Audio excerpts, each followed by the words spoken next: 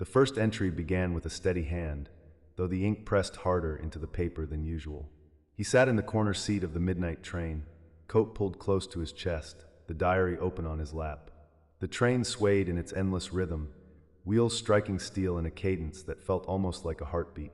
He wrote to steady himself, though he could not say from what. His entries had always been notes on travel, little sketches of towns and strangers, but tonight the words carried a weight that clung to the air like smoke. He watched his reflection in the window as he wrote. The glass should have been black with night, broken only by the faint lights of distant towns, yet the reflection moved with a slowness that disturbed him. His hand traced lines on the page, and yet the reflection seemed a beat behind, as if the image of himself were writing its own account, slightly delayed, slightly separate. He looked down at the paper to check if his eyes had deceived him. The words were there, crisp and recent. Still, when he looked back at the window, his mirrored hand had just then begun to write the line he had finished moments ago. Across the aisle sat a woman with a wide hat tilted forward to shadow her face. She had boarded at the last stop, though he had not seen her approach. One moment the seat had been empty, and in the next she was there, her gloved hands folded in her lap. He tried not to stare, but the stillness of her posture pulled his attention. She never adjusted her hat, never looked from side to side, never so much as shifted her legs to ease the journey. Only her breathing betrayed her presence, shallow and regular, like the faint hiss of air escaping from a valve. A child sat several rows ahead, facing the wrong direction in his seat. The boy's eyes were locked to the dark window, nose almost pressed against the glass, as if searching for something in the endless night. The diary writer could not help noticing that the child had no guardian nearby. The seats around him were empty, and the aisle stretched bare in both directions. Once the boy turned, and the flickering overhead light caught his features. His mouth bent into a grin too wide for his face. Then he turned back to the window, his small shoulders stiff with attention. The train lurched. The wheels shrieked against the rails, and the entire carriage shuddered with the sudden force of a stop. Several passengers cried out, clutching their seats. The diary writer gripped his notebook until his knuckles whitened. The sound of the brakes faded into silence. He waited for the conductor's voice, the assurance that all was well, but no voice came. Instead, the doors at the far end of the carriage opened with a metallic sigh. No one stepped through. The door closed again. He glanced outside, expecting to see a station platform lit by dim lamps, or perhaps a rural crossing where some obstacle had delayed them. Instead, he saw a landscape he did not recognize, not even as part of this world. Vast plains of pale ash stretched into the horizon, glowing faintly as if lit from below by hidden embers. Thin shapes rose from the ground like brittle trees, their branches clawing upward but never meeting the sky. Beyond them, a jagged ridge of stone peaks formed a wall against the stars. Except there were no stars. The sky above was smooth and empty, a black dome without light. He wrote in his diary that perhaps the train had taken a wrong turn, though even as the words filled the page, he felt the absurdity of the thought. Rails did not run through deserts of ash, and skies did not lose their stars. Still, writing was the only act that steadied his mind. He wrote that the woman in the wide hat had not moved since the stop. He wrote that the child kept his face against the glass, smiling at the lifeless plain. He wrote that the silence in the train had become too deep, as though the walls themselves muffled even the passengers' breathing. The train moved again, jerking forward with a suddenness that snapped necks and drew groans from startled passengers. Yet the passengers did not speak. They adjusted themselves in silence, eyes down, expressions blank, as if any attempt at protest had already been smothered. The diary writer felt a pressure in his chest. He wondered why no one asked where they were, or why the conductor offered no explanation. He thought of rising, thought of walking to the door at the front of the carriage, but the thought of passing the silent woman with the wide hat chilled him. The reflection in the window caught his attention again. This time it was not delayed. It was ahead. The mirrored hand wrote words he had not yet put on the page. He froze, eyes fixed on the glass. The reflection wrote with calm precision, "This train does not belong to the living." He blinked and looked at his notebook. His own page was still blank, his pen hovering useless above it. He turned his head toward the window again, but now the reflection only stared back at him with wide, unblinking eyes. He snapped the diary shut, though his pulse urged him to open it again. He pressed his forehead to the cool glass of the window, searching the horizon for some sign of the world he knew. The ash plain continued without end, broken only by the brittle trees. Then he noticed movement among them. Figures walked slowly between the trunks, their bodies thin as shadows. They moved without bending, without lifting their feet, as though sliding forward. He counted 4, then 5, then more, all drifting in parallel to the train, keeping pace with its steady roll. The boy in the seat ahead laughed, a short burst of sound that carried far too much volume for such a small chest. The sound made the passengers stir, but none looked toward him. They pretended not to hear, or perhaps they truly did not.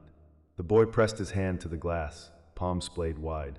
Outside, one of the shadow figures raised its arm in mimicry, pressing its palm against the air just beyond the window. Their hands aligned, separated only by the thin barrier of glass. The diary writer could not watch any longer. He opened his book again, the pen scratching furiously across the paper. He wrote that the train had entered a landscape of death. He wrote that the passengers ignored the child and the shadows. He wrote that he no longer trusted his own reflection, that the glass betrayed him with messages he did not want to read. He wrote to hold his fear at bay, though each word felt like a confession to forces waiting outside the carriage. The woman with the wide hat shifted at last. Her gloved hands unfolded from her lap. She turned her head slightly, and beneath the brim of her hat he glimpsed a jaw too narrow, skin too pale. She did not look at him, yet he felt as though she had. Her neck bent at an unnatural angle, and her breathing grew louder, like the hiss of steam escaping a cracked pipe. Then she settled again into stillness, her face hidden once more. The train shuddered with another halt. This time, the doors opened and stayed open. Cold air rushed through the carriage, carrying the smell of burnt metal and damp earth. No station stood outside, no lamps, no waiting travelers. Only the plain stretched before them. The figures among the brittle trees drifted closer, their shapes clearer. Their bodies were not whole. Sections of them flickered like smoke, parts vanishing and returning with each passing second. Still they moved toward the train, arms reaching, faces indistinct. Several passengers rose from their seats without a word. They walked to the open door in silence, as though answering a call only they could hear. One by one they stepped down into the ash plain, and the shadows met them with open arms. The figures embraced them, and together they drifted into the distance until the ash swallowed them whole. The diary writer wanted to shout, to pull the passengers back, but his throat locked. His pen raced across the page instead. He wrote that they were leaving, that they walked into the plain without protest, that the train allowed them to go. He wrote that no one else in the carriage reacted, as if such departures were expected. He wrote that the boy watched them with his wide grin, pressing both palms to the window now, eager for the shadows to touch him again. When the doors closed at last, the train moved forward once more. The plane rolled past, unchanging.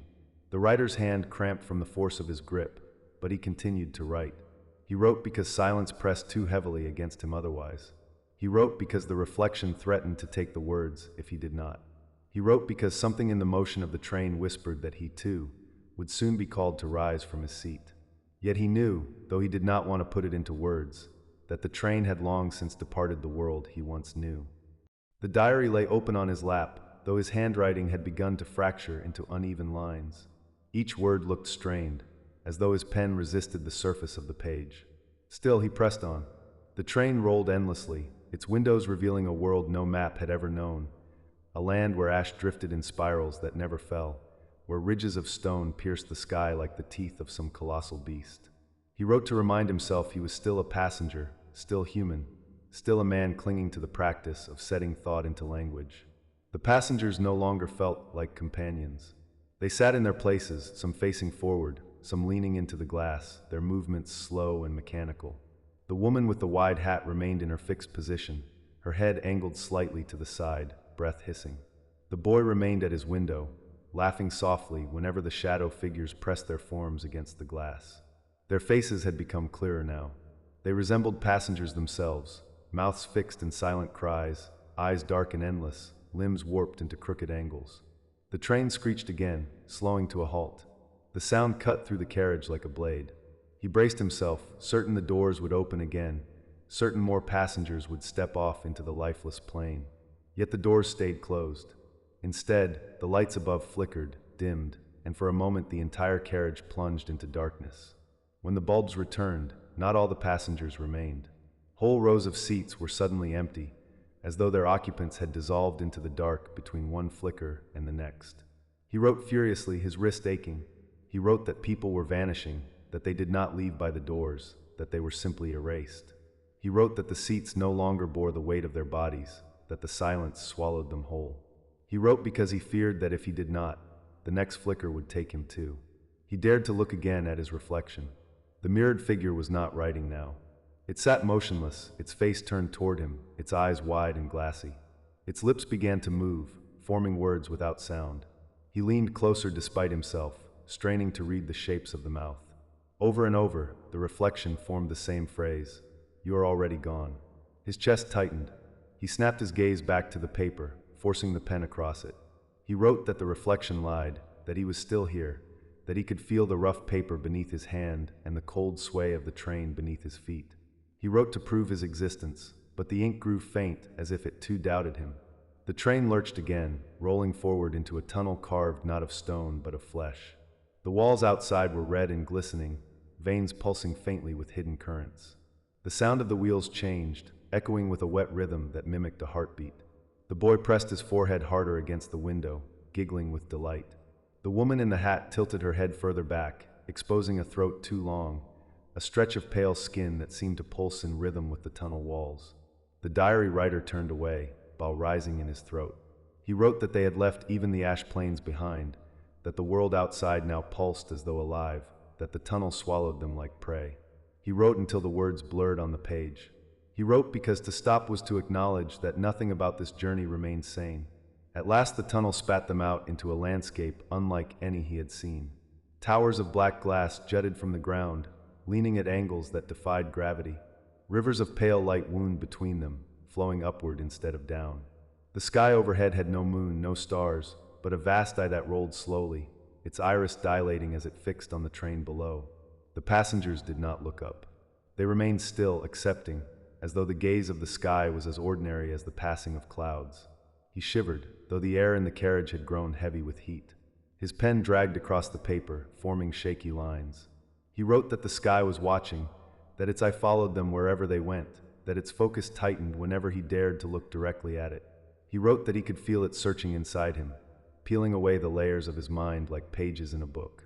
The doors opened again without warning. This time a figure boarded. It did not walk down the aisle but glided, its feet never touching the floor. Its body was tall, its face hidden behind a mask of bone with hollow sockets. In its hands it carried nothing, yet the air around it shimmered with a weight that bent the light. The passengers did not stir. Only the diary writer trembled as the figure slid past him, settling into a seat near the center of the carriage.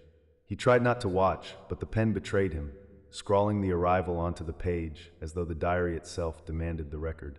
He wrote that something had joined them, that its face was not a face, that its presence pressed against his skull like a hand trying to pry it open. He wrote quickly, desperate, because the figure's head had begun to turn toward him, the empty sockets of its mask aligning with his own eyes. The boy laughed again. The sound cracked into shrillness, rising in pitch until it no longer resembled laughter, but a shriek of joy. The shadow figures outside the window pressed harder against the glass, their hands stretching thin, their mouths opening wide as if in echo. The boy clapped his hands, and the windows fogged with their breathless cries. The train stopped once more. This time, the woman with the wide hat rose. Her body unfolded like paper, too long, too thin. She moved to the door without a word, and the door opened at her approach. She stepped down onto the ground, though the ground was no longer ash, but a writhing surface of pale limbs reaching upward. They grasped her gently, carrying her into the distance, cradling her as if she were one of their own. The door closed. The train rolled on. He wrote through shaking hands that she had gone, that the train had delivered her to something that claimed her willingly. He wrote that no one mourned, that the empty seat left behind her seemed natural, inevitable. He wrote that perhaps he too was destined for such a departure, though the thought filled him with dread. The masked figure rose next. It glided past the boy, who stopped laughing at once and bowed his head. It moved to the far door, opened it with a simple gesture, and stepped out. But instead of vanishing into the land, it turned back once, lifting a hand in silent acknowledgement. Then it was gone. The door closed. The carriage seemed lighter, though the absence was worse than the presence. The diary writer's pen moved faster, frantic. He wrote that he feared what would come next. He wrote that the boy still remained, that the reflection still mouthed its lies, that the eye in the sky still searched him. He wrote that his words might be the only barrier between himself and the vanishing. He wrote until the page tore beneath the force of his hand. Then the lights flickered again. When they returned, the boy was gone. His seat sat empty, the window smeared with the prints of small hands. Outside, the shadows were gone too. Only the rivers of pale light flowed, winding upward into the towers. The silence in the carriage deepened until the sound of his own pen was unbearable. He stopped writing. He lifted his head. Only a handful of passengers remained now, their faces expressionless, their eyes blank. He realized then that he could not remember when he had last seen them move. Perhaps they were not passengers at all. Perhaps they were echoes, remnants, illusions placed here to keep him company until the train decided it was time. The diary slid from his lap. He bent to pick it up, but the reflection in the window caught his eye again. This time, the figure in the glass was not him at all. It was the boy, grinning wide, pressing his palms against the inside of the glass as though trapped within. Behind him, countless other faces crowded, pressing close, all mouths moving in silent unison. Their lips formed words he could not hear, but he knew them all the same. "You ride with us now." His chest heaved. He gripped the diary tight, ink smearing across his fingers. He tried to write again, but the page remained blank no matter how the pen scratched. The ink would not stay. The words would not form. The diary had abandoned him. He lifted his eyes to the window once more. Outside, the towers of glass melted into rivers of shadow, and the eye in the sky blinked, its lid sweeping across the heavens like a curtain. The train slowed, groaning, its brakes screeching in a sound that seemed to tear through the marrow of his bones. The final stop had come. The doors opened. No air rushed in this time, no heat, no cold, no scent at all. Only emptiness yawned beyond the threshold, a void without ground or sky. It pulsed with a rhythm he recognized, the same rhythm that had haunted the wheels, the same rhythm that had filled the tunnels, the rhythm of the train itself. He tried to remain seated, clutching the diary to his chest, but his body rose of its own accord. His legs carried him down the aisle, past the empty seats, past the blank faces of passengers who never moved. He reached the door. He paused only once, glancing at the reflection in the window. It was himself again, but the mirrored figure smiled, lips curling upward as if in welcome. Its pen wrote steadily on the page, recording the moment he could not. The reflection mouthed one final phrase, "You belong here now." He stepped forward into the void. The diary slipped from his hand, falling open on the empty seat. Its pages fluttered though no air stirred them. The ink of his last words gleamed faintly, then faded, leaving only blank sheets. The book waited, empty, ready for the next passenger who thought they were only traveling the midnight train of this world. But the train no longer belonged to this world. It never had.